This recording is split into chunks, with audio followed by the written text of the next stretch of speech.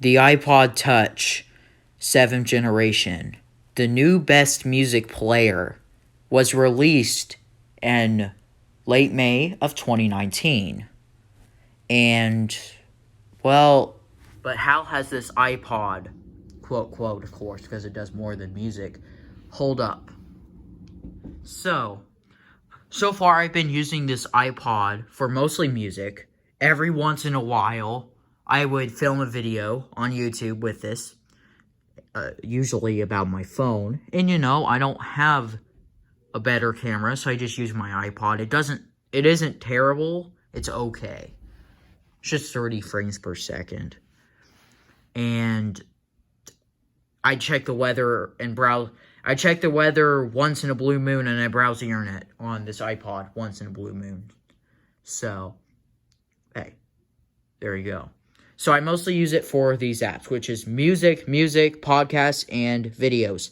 By videos, I mean, like, TV shows that I have streaming on, like, one channel, and they have my 2 favorite shows. So, I use that. I don't stream it. I usually download them to save battery. I'll talk about battery later. But now, let's talk about how it's hold up. Hardware is great, especially for those things. Browsing the internet every once in a while, using the weather every once in a while, that's good. Remember, this is the 7th generation. It has the A10 Fusion chip, which is very battery efficient.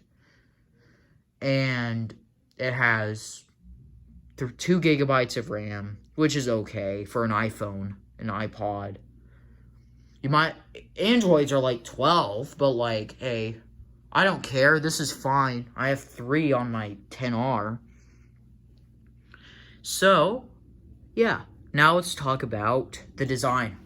Perhaps my favorite thing about it. See, you know it's so light, I can even flip it. It has a back, and I love this gold color so much. I like yellow and gold recently. So, like, clean. I mean, it does have this, but that's the antenna. And the only text on the back is the Apple logo, the iPod, and that, which is designed by Apple California. The front, though, is where it's not so favorable towards the iPod. So, the front has the big old bezels, as I said with the iPhone SE. And the traditional iPhone, it clicks like an iPhone 5. Doesn't get stuck like the older ones. It's a better home button. It's a very slight difference. No Touch ID though. However, that's not a problem because I don't even have a passcode. Because I don't have FaceTime or iMessage registered on this. And the only thing they can get is the first and the last name, which I showed off so many times. And some person even asked for it. And the front looks okay. This is actually, for portrait, it's okay. For landscape, it's perfect. Your fingers fit right there. And with your phone, you can't really do that. Especially with an iPhone 10. But with an iPod, you can. Same thing with the iPhone SE, though. But this is perfect. Like, the reach of the bezels. This is a good size. The 4.7 is my favorite. 4 inches is my second favorite. And the iPhone XR is my third favorite. 6.1. But now let's talk about the cameras themselves now in a greater detail. So, 8 megapixel rear sensor with a flash, which is not on the iPad mini and the iPad Air. And I think it's 6 element. I guess you guys can check yourself. Well, only 3x is pretty annoying. You can even see the pixels. Maybe this isn't so good quality. Let's focus on that. Yeah, okay, I'll stop. This looks bad. But yeah, 6 element, 8 megapixels. The sensor's okay. The main problem with the iPod is not the resolution. In fact, the resolution's fine. It's the sensor. It's very dark because if you can see on some of my videos where my phone's in the spot and my iPod's in the spot, my iPod makes my blanket look way lighter, or my phone makes it look lighter. And when my iPod's filming, it makes it look darker and just weird. Now let's do front. 1.2 megapixels. That's bad. Yeah, 1.2 megapixels is bad. It takes pretty bad selfies. So, there you go. Now let's talk about, what else? Actual Wi-Fi specs. It supports up to 802.11 A, B, G, and AC. Basically up to Wi-Fi 5.5 or Wi-Fi 5. So, cringe joke right there. But, yeah, basically the Wi-Fi is pretty good. Right. My Wi-Fi's in, aka Wi-Fi 4. So, it doesn't really make a difference. All these cellular and Wi-Fi buffs only make a difference if you actually own that technology or have it if it's cellular. But typically the cellular is a bit more spread out than the Wi-Fi.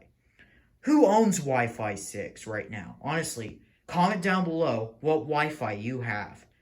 And if you don't know, just type, I don't have Wi-Fi 6. So yeah, that's the Wi-Fi specs. And actually, I'm going to do another section on the speakers. Why not test some speakers on some copyright-free or free on Newgrounds dubstep? Supernova by X-Truler.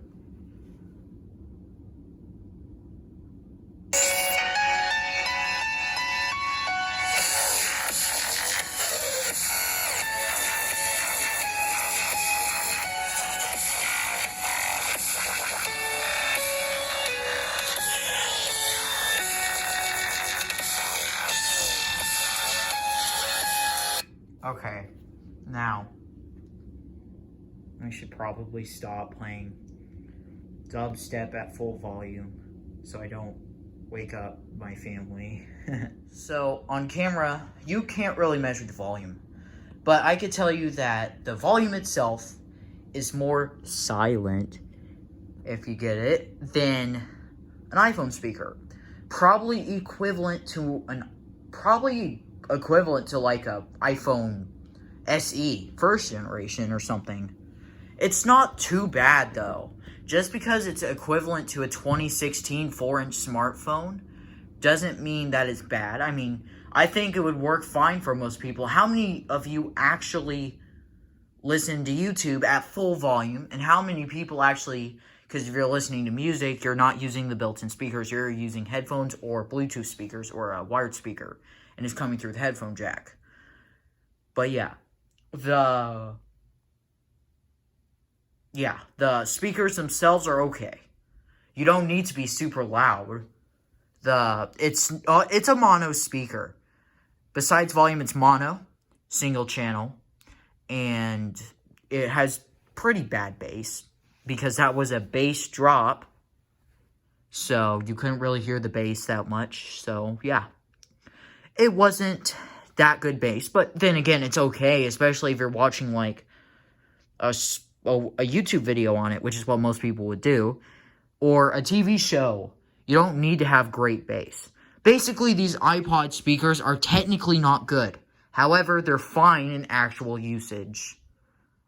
And that's speakers. Now, what else do we talk about? Let's go back to music. This time, no dubstep tests. The headphone jack. The good old headphone jack. It's good. The headphone jack itself has 3 pins. Allows for a remote control to adjust volume, tracks, and more. And, well, it's pretty loud. I don't listen to music at full volume, but it could go up very loud. And it's very good. So there's also another audio jack that you may expect, the lightning port, which is 1 notch, not as loud. So it's not as loud by 1 notch, but it is a digital port. The headphone jack's analog. Auxiliary analog. And, well, the lightning port also has controls and more. So audio out on the iPod isn't underwhelming at all. However, it does not have a 6.5 or however millimeter headphone jack, the bigger one that are used in amps, which is where the headphone jack originally came from. I should do a video on the history of the headphone jack, seriously. But yeah, the iPod on music does not fail to impress. Besides, most people use the headphone jack. Who uses the speaker, except when you're like watching a YouTube video and you don't need top-notch quality? In fact, you're probably watching this video in 480p or 360p right now. Unless if you manually switch it to like 720p 60. Thank you, because I love my 60 FPS, by the way, if you are. And, well, may I close this video off by saying the iPod Touch is still worth buying if you want to have a semi-secondary music player. So if you're going to mostly use it for music, buy 128 gigs. I have 32 gigs. I don't regret buying the iPod, but I kind of do wish I got 128 gigs because I could have much more TV shows on the device. But yeah, music, yeah, you should get this thing. If you're trying to get this thing for a full-on secondary or a primary for some people, you should not, because this thing doesn't have a good enough battery life for that. And it would die after some use. It finally dropped to 68%, and trust me, I filmed a lot of takes. That's how good the battery life is. So yeah. The battery life is good for offline usage. It's okay for some slight internet usage. But it's not very good for some hardcore internet usage or games. And that's the truth. But it's super good for music. There's such a big difference. But yeah, this thing is worth buying under certain conditions. Those being you want a music player. Because you might be thinking, well, the iPod is too much.